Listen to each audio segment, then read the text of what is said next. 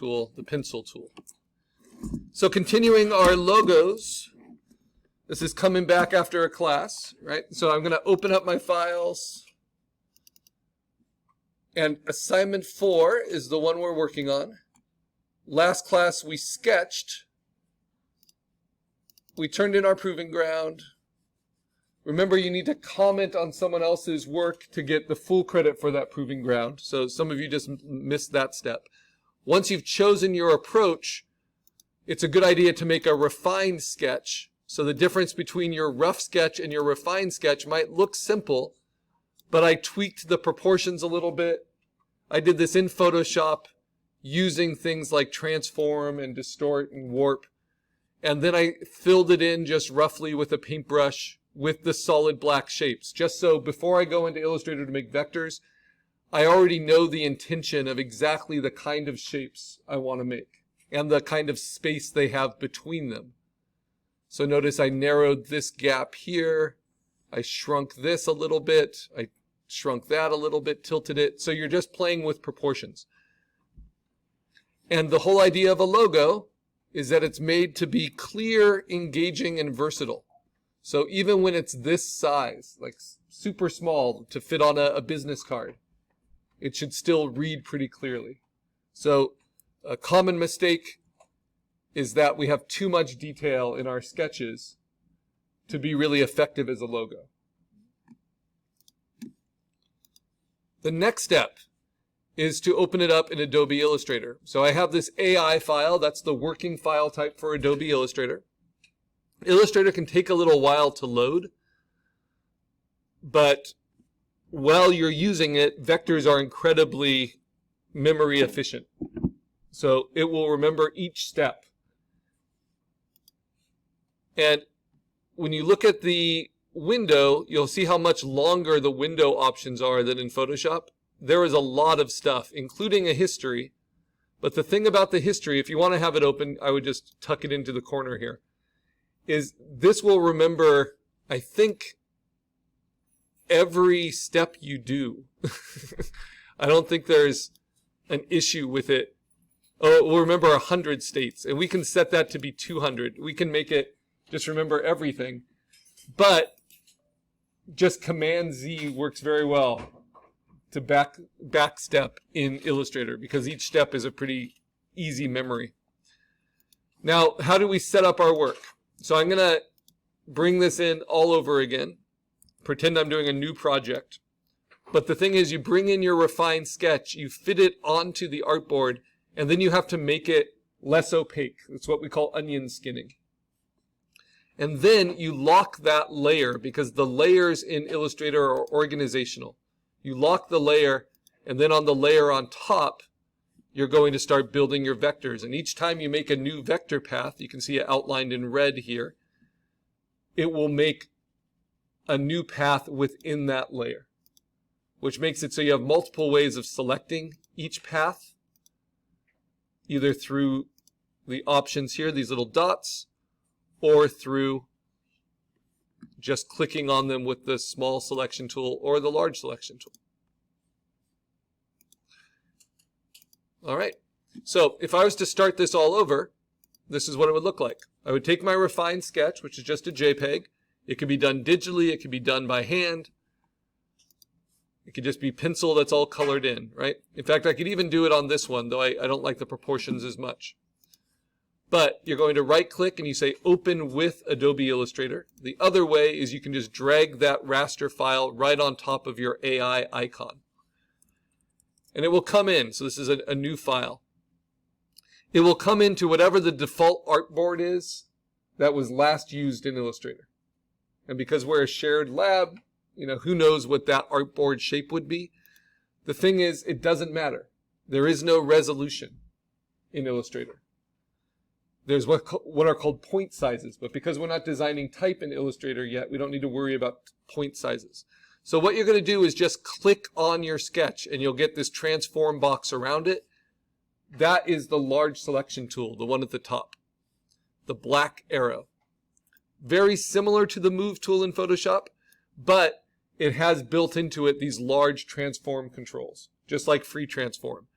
The main difference is that you have to hold down Shift so that you don't distort proportions. So as soon as you bring it in, I want you to hold down Shift and drag it, and then click on the middle and move it so that it fits on your artboard. Just like that.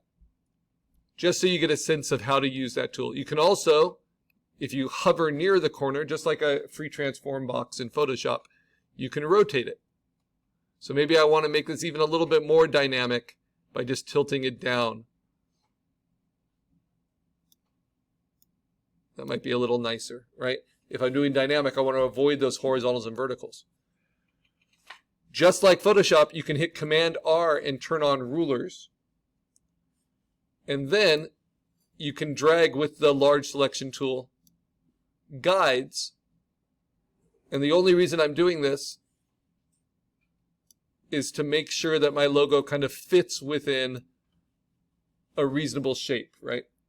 That's a very reasonable shape for a logo, kind of a rectangle, rather than something really long and hard to use. If something's really long and tall or really long and wide, that's more difficult to use as a pictorial logo. Next, I need to figure out how I can organize these assets. So this is my pixel-based sketch. I just zoom in and I'll see the pixels. What's funny is the pixels will be rendered in a slightly different way as I zoom in. Right? They actually start to look like vectors themselves, but they are not. So if you look in the sidebar here, it will say layers, and the guides become actually part of the layer. So when I turn the layer off, your guides will also disappear. Again, layers are only for organization, but your image is here.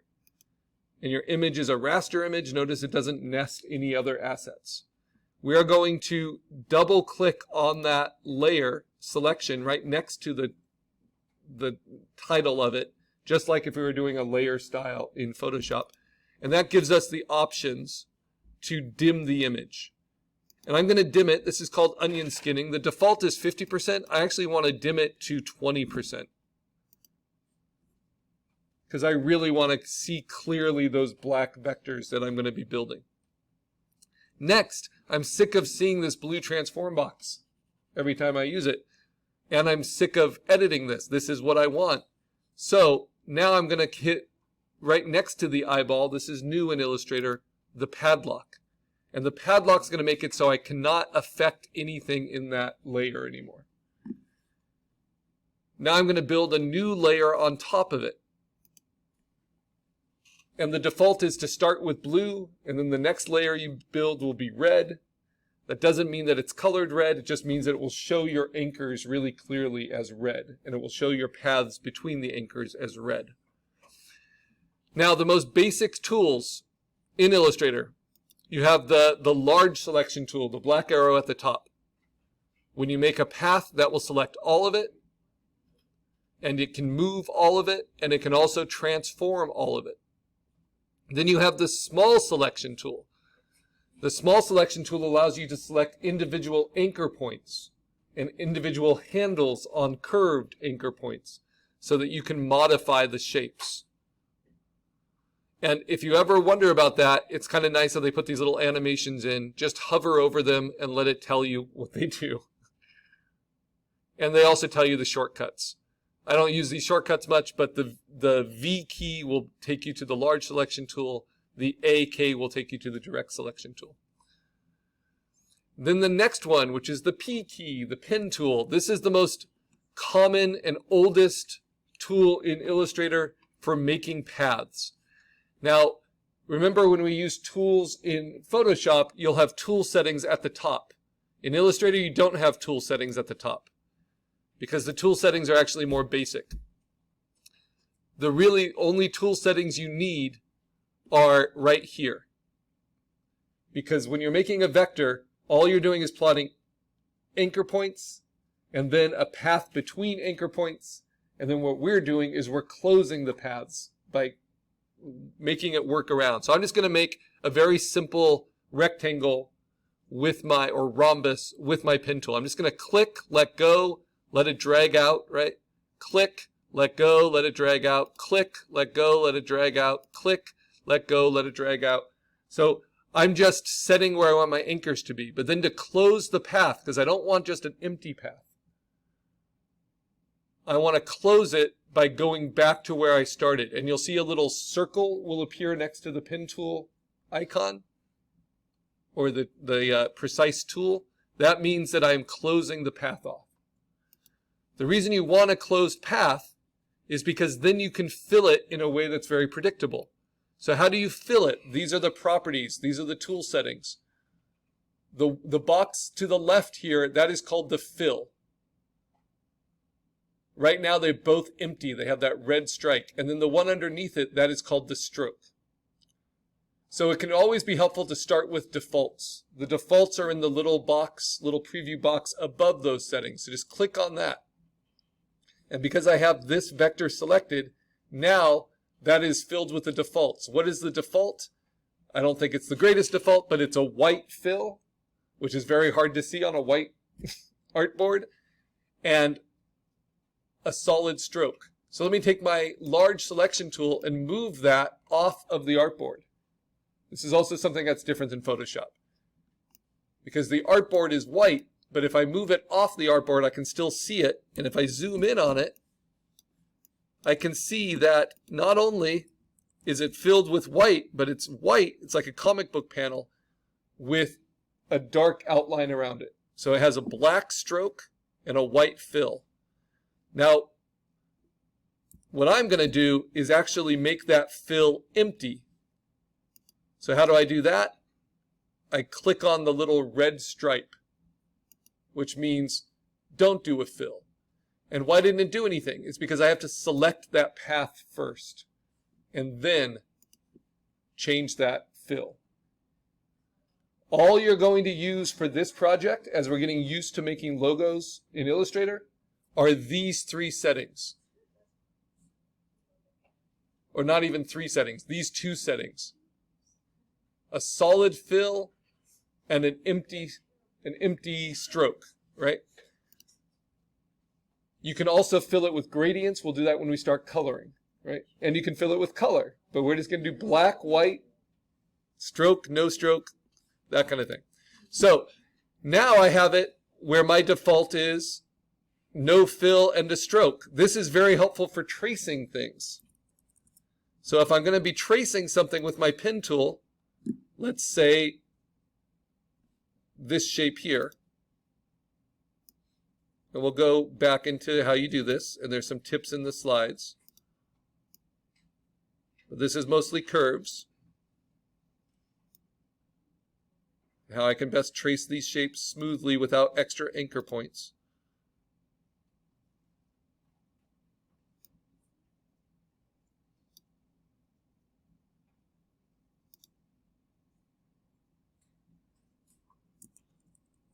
And then I just closed it, right?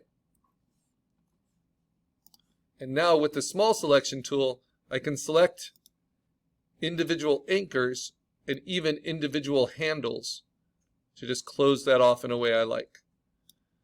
So those are all curves. Now, this is my problem with strokes and why you don't want to have strokes in your finished logo. They're very helpful for tracing your sketch because you can see your sketch clearly on the inside and outside. That's easier to trace it than if I had it like this, where it was a black fill without a stroke, which is where I want it to be at the end. This is why we don't want strokes. Let me select it, let me swap it. So this is good for when we're tracing, but if you left it this way, strokes are not something you can control. Strokes will always go out evenly a certain number of pixels or points from each side of your path. And so when you get to corners, look how uneven that looks. And there's nothing I can do about that as long as it's a stroke. But if I make it just a fill path with no stroke, that gives me a very clean edge that if I want to smooth, I can. And my favorite way to smooth is just to select it and then to use the smooth tool which averages out that anchor point across curves.